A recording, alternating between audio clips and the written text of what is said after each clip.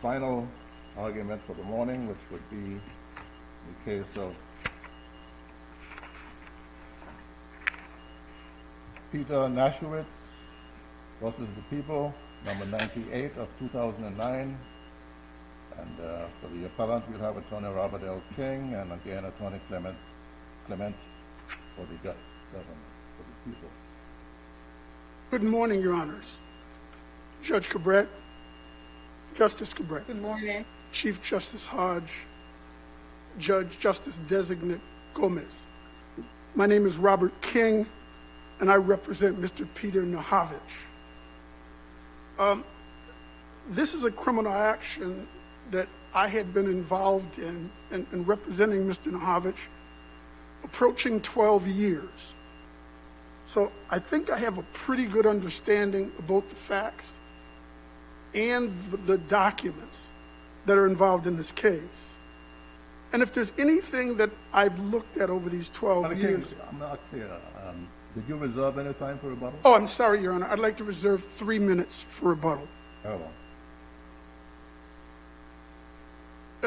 I've been through 2 trials with this case, a double jeopardy appeal, and countless hours I've spent reviewing documents. And there's some overriding things that have and have not been proven in this case. What's been proven is that all payments received by Mr. Najawicz for salary, perquisites, or for any other reasons were those things that were authorized by the board or ratified by the board, and therefore could not be subject to a criminal action.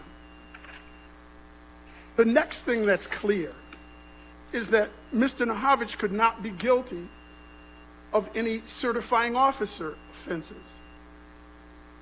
Can't be guilty of certifying officer offenses, though he's a certifying officer, because that statute simply doesn't apply to the facts of this particular case, and I'll explain that later. The next thing that becomes clear is that he's been charged with a write-off. And a write-off is merely an accounting entry and a loss to no one. It cannot be the basis of a criminal conviction. The fourth thing that's been proven in this case is that Mr. Najawicz, throughout this entire case, was only doing his job. The payments that he made to others were made... Did his job require him to check the documentation before making payments? Your Honor, his job would require that. But he used the tools that were available to him and made available to him. You've got to understand. But if he received a communication saying to make payments that are due from a particular contract, how can he actually authorize and certify those payments if he never even seen the contract? That's a good question. The board at the hospital, with respect to the contracts of Rodney Miller, they treated those contracts as confidential. Mr. Najawicz requested, specifically in writing, from Mr. Carty, a copy of that contract.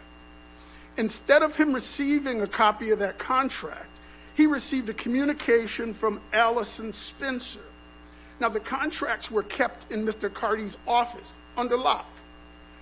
The board treated those contracts as confidential. Whenever a discussion was had of the terms and conditions of Mr. Miller's employment, Mr. Najawicz was removed from the meeting. He wasn't permitted to review the contract. He wasn't permitted to see the contract. In spite of the fact that he asked to see it, they only sent him a blurb, a contract term. That's one of the exhibits that's on file with this case. Attorney King, would you agree that your client's, activity and role with respect to the other 2 defendants in this case changed over the course of time? No. That is, at the beginning, he was somewhat, removed from even seeing contracts, but at the end, he was involved in certainly assisting or making sure that funds were moved from one place to the other. No, I don't agree with that at all. What happened with him is he's always been kept apart from the contracts. He followed board directives, those directives that were given by June Adams as chairperson of the board, who had specific knowledge of the contract terms and the contract terms and what was signed and what wasn't signed. Well, beyond the board member, weren't there directives or certain movements of funds that happened in a short space of time, and they were based on communications between Mr. Miller and Mr. Najawicz, or Mr. Najawicz and Mr. Carty? Was there? I'm not aware of that. I know that there was an account that was set up at Scotiabank, which was set up and signed by Attorney Francis Jackson. It was signed by Ms. June Adams, and I think Mr. Najawicz signed it, and it was done according to the board's directive that an account be set up to handle executive compensation and to handle other things. This is also something that's testified to by Sam Topp when he was interviewed by Pershing Yoakley in terms of the contents of that account. Monies were in fact moved, but those monies were moved at the direction of the board. Attorney King, let me see if I can pick up on something I was asking of Attorney Rea, which is the testimony that Mr. Carty gave during the last 2 days of trial. He was on the stand for, I believe, 2 days. Would you agree that that's substantive evidence in this case? Yes, it is. Okay. And would you agree that that substantive evidence could be used, since this is a trial involving multiple defendants, used against any of the defendants? Absolutely could. So, to the extent the jury concluded that the defendants were guilty, would you agree that the state of the law indicates that it is a permissible inference for the jury to take the contrary of a statement made by the defendant when he's on the stand? No, I don't agree. I agree that the jury makes credibility determinations, that they can disbelieve or believe any witness. However, in order for there to be a conviction, the defendant doesn't have a burden. The prosecution has the burden, and the proof has to be there beyond a reasonable doubt. And if that proof doesn't exist, if you were to say that solely based upon the testimony that was non-believable, you in effect shifted the burden to the defendant if he testifies that he has to be believed, if not he's guilty. That is not the basis of our legal system. Now, where I was going with this, I first wanted to talk to the court about those things that were. Mr. Najawicz was hired in 2004, and in February 2004, he was given not a contract. He was hired by a search firm working for the hospital. They gave him an offer. They offered him a salary of $100,000, $10,000 signing bonus, automobile allowance, 3-month severance package. Mr. Najawicz accepted that offer of employment. Mr. Najawicz came to the Virgin Islands, and the first thing they did is they had him sign a NOPA. The notice of personnel action said that he was going to receive $80,000, which wasn't what he agreed to. But they said that you'll also receive a stipend, and they had him sign a stipend agreement, which provided the additional $20,000. So he is, in fact, getting his $100,000 he agreed to. They then provided him the automobile allowance of $400. They provided him the moving expenses, the transitional rent.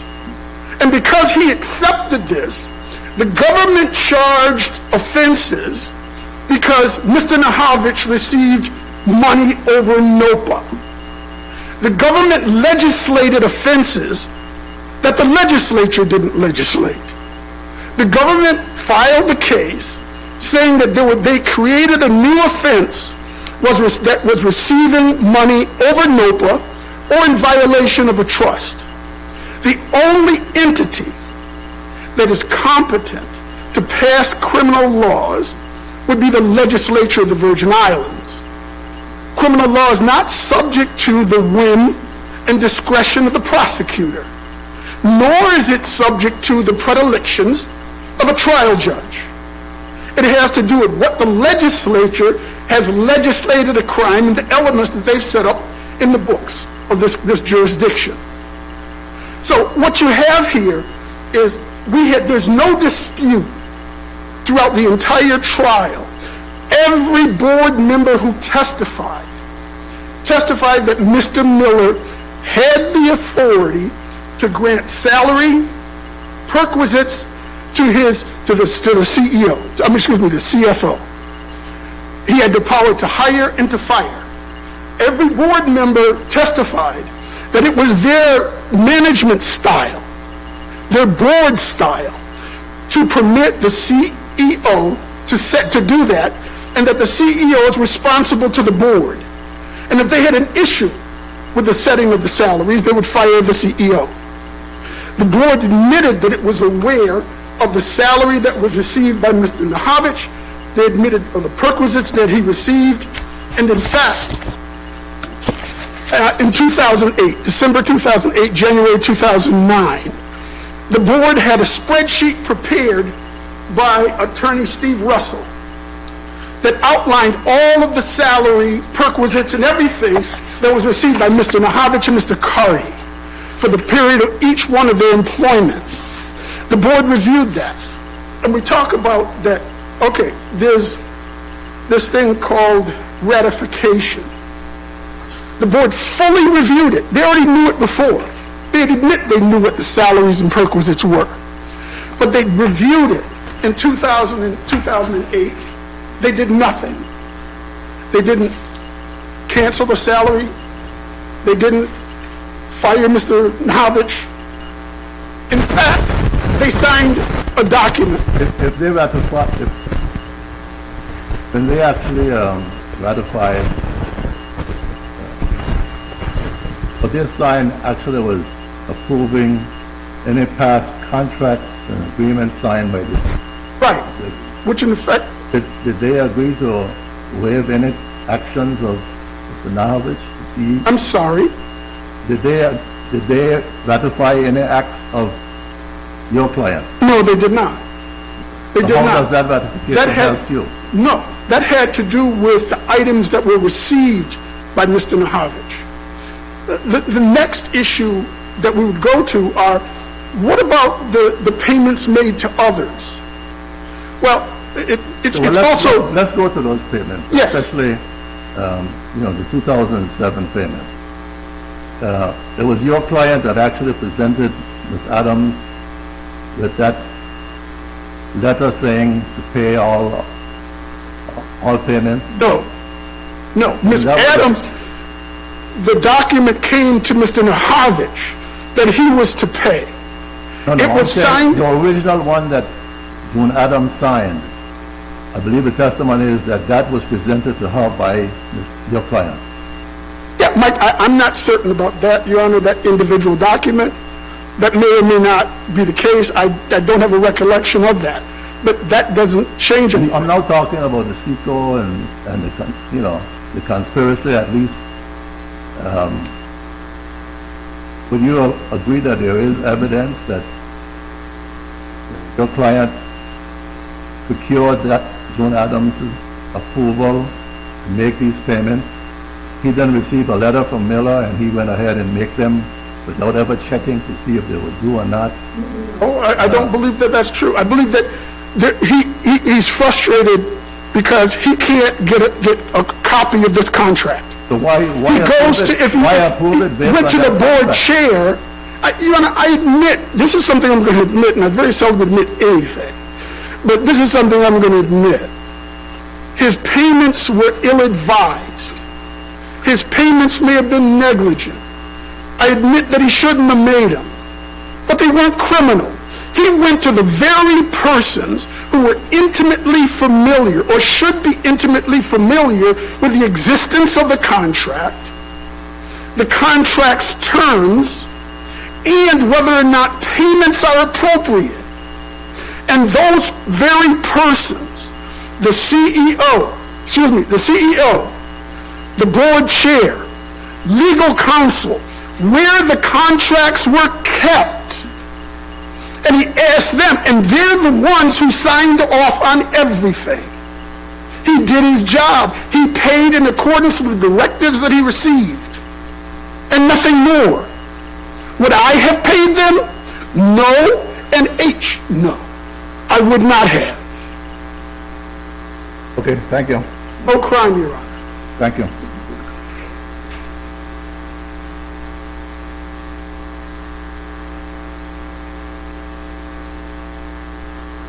Down so well anymore.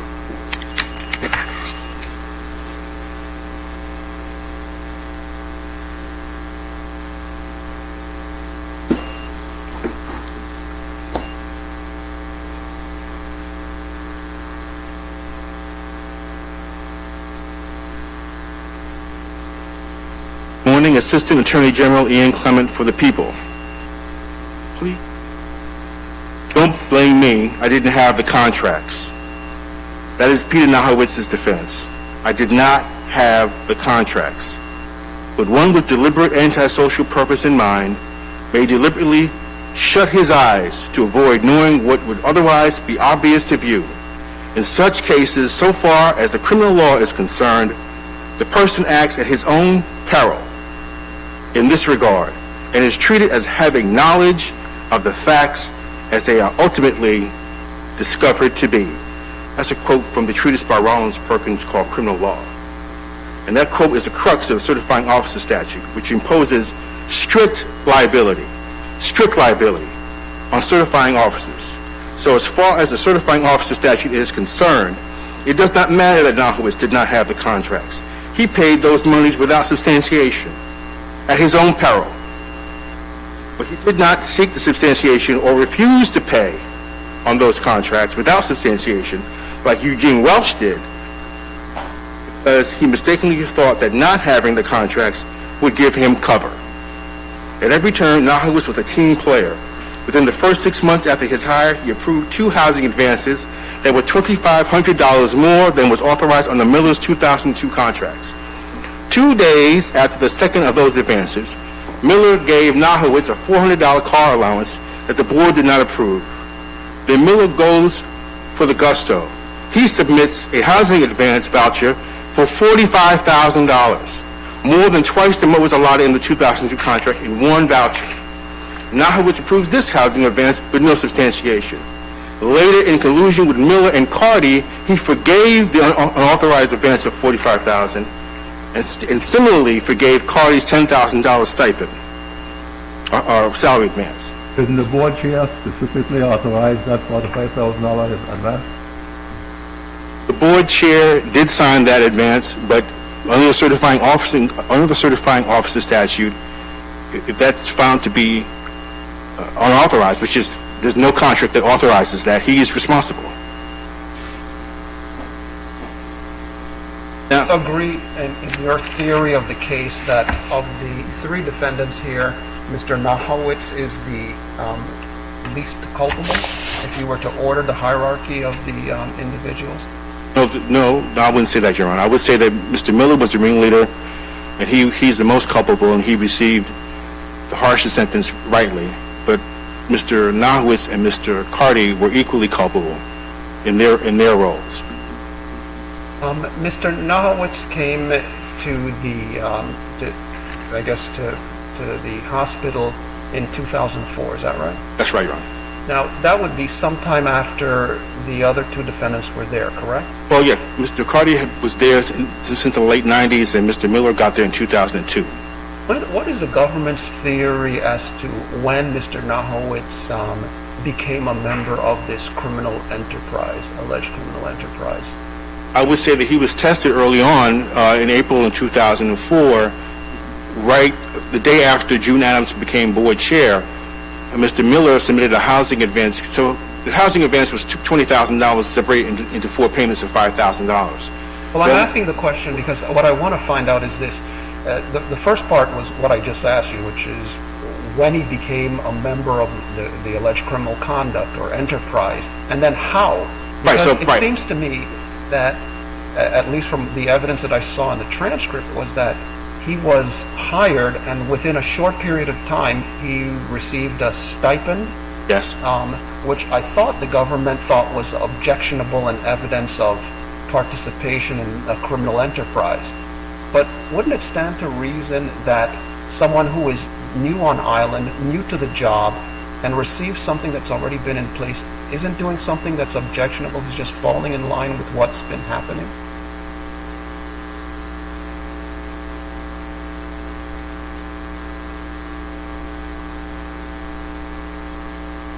Well, putting aside the inappropriateness of that stipend, which it was inappropriate, and let's put that aside from... Well, we're talking, my question is really one where I'm trying to zero in on the intent, the mens rea of Mr. Najawicz, which would be essential for any criminal conviction. Would you agree? Right, and I'm getting to that, Your Honor. So if you look at, starting with when June Nance became the chair of the board, the very next day, Mr. Miller submits a housing advance voucher for $7,500, which is $2,500 more than what he was allotted.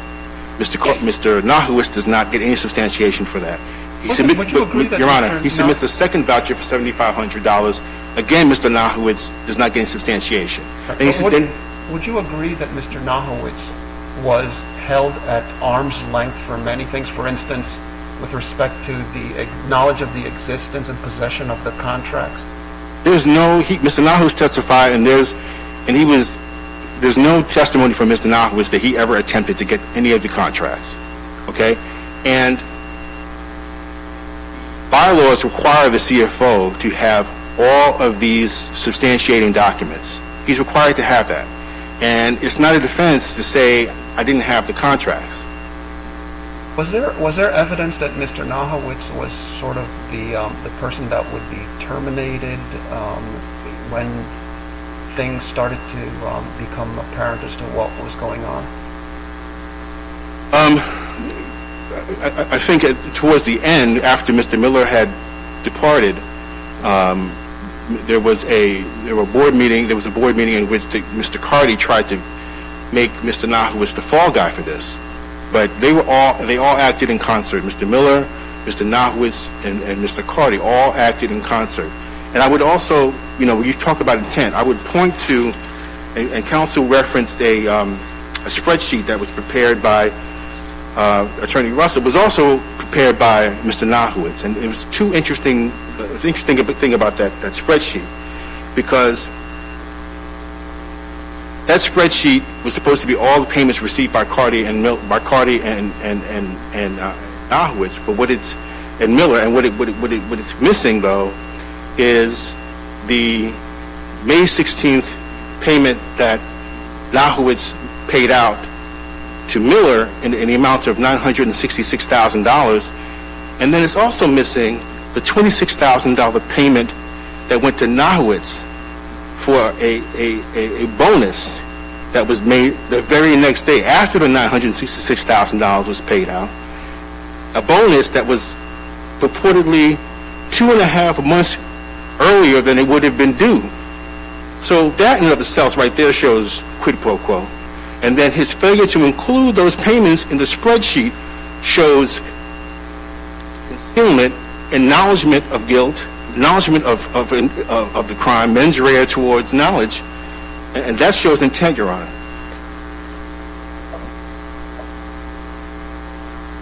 Now,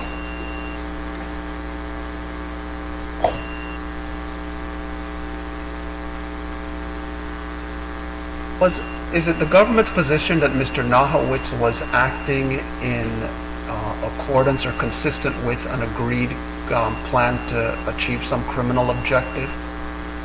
It is, Your Honor, because if you look at, for example, if you look at the letters of direction, many of the letters of direction after the Scotia Bank account was created.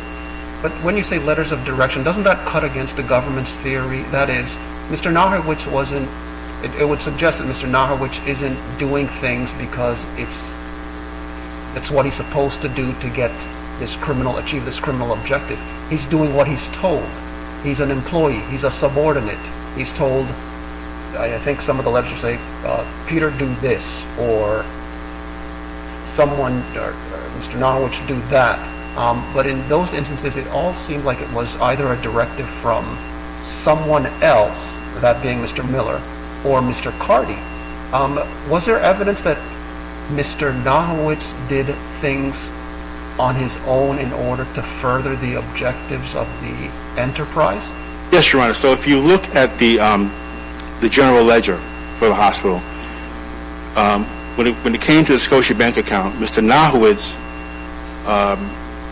would record the monies in to the Scotia Bank account, but with respect to the monies out, it would all go to unidentified accounts.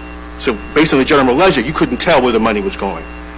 But unfortunately for him, Reed Brett from Scotia Bank testified, and in the Scotia Bank records, they had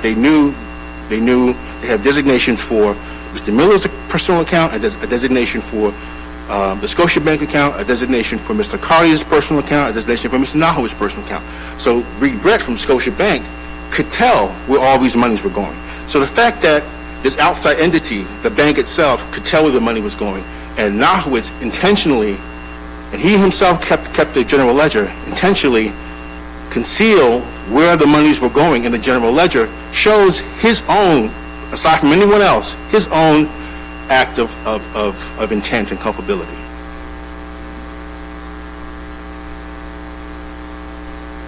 That's in our briefs. Okay. Got 3 minutes. Okay. And I want to talk for a second about the certifying officer statute. That certifying officer statute is one which basically says that the Department of Finance has what's called a dispersing officer. An agency may appoint a certified officer with the consent of the government, essentially the governor. There's no doubt that Mr. Najawicz was a certifying officer. The responsibility of a certifying officer under the statute is to assure the correctness of the voucher that is given to a disbursement officer within the Department of Finance. In this case, Mr. Najawicz did not, and there was no proof provided at all that he sent any voucher from the department, from a hospital, to a disbursement officer within the Department of Finance, who there relied on that to make payment. Again, the government is misconstruing the statute and misconstruing its application.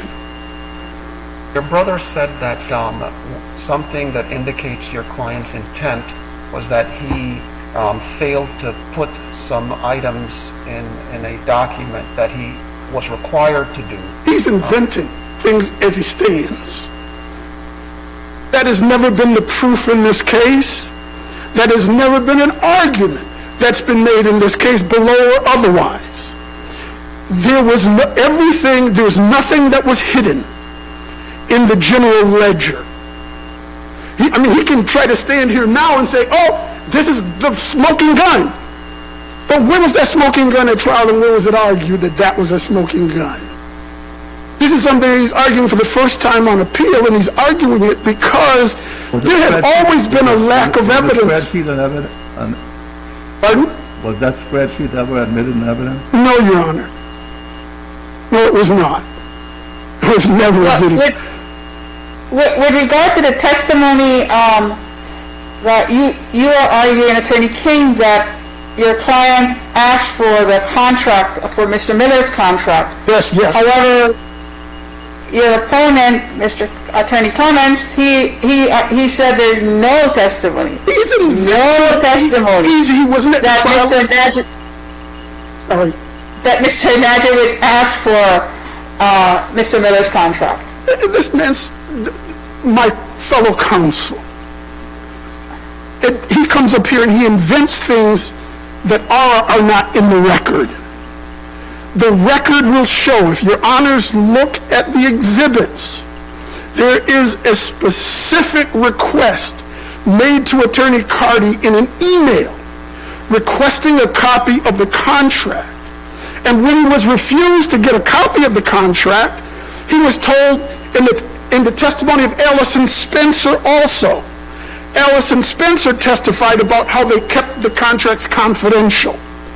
She testified that they were kept in Attorney Carty's office. She testified that in that instance, she sent, and she was questioned about it, a blurb, one sentence, to justify this particular payment. Mrs. Remy, I believe it's Mrs. Remy, there was another, oh no, it's not Mrs. Remy, I'm getting old. There was another person who worked in Mr. Najawicz's department who had requested a copy of the contract. And she was rebuffed also by Ms. Spencer and Attorney Carty. She couldn't get a copy of the contract. So when counsel says he didn't make a request for a copy of the contract and a review of the contract, that's simply not the case. That is not this record. Mr. Najawicz committed no offense except for to receive that which he was entitled to receive and to make payments that he was directed to make by the board chair, the CEO, the COO, legal counsel, who signed off on them before payments were made. That's what happened in this case. Were they advisable? Were they correct? I mean, one thing, Your Honor asked about the Rabbi Trust. And the problem with that is nobody on this board or any place else understood that Rabbi Trust. It was supposed to have been a trust created for the benefit of Mr. Miller, when Mr. Miller's contributions were from his own salary, pre-tax contributions, were to go into the trust, and they were supposed to be matched by the board. That's how it was supposed to go. Okay, thank you. Thank you, Your Honor. Matter will be submitted.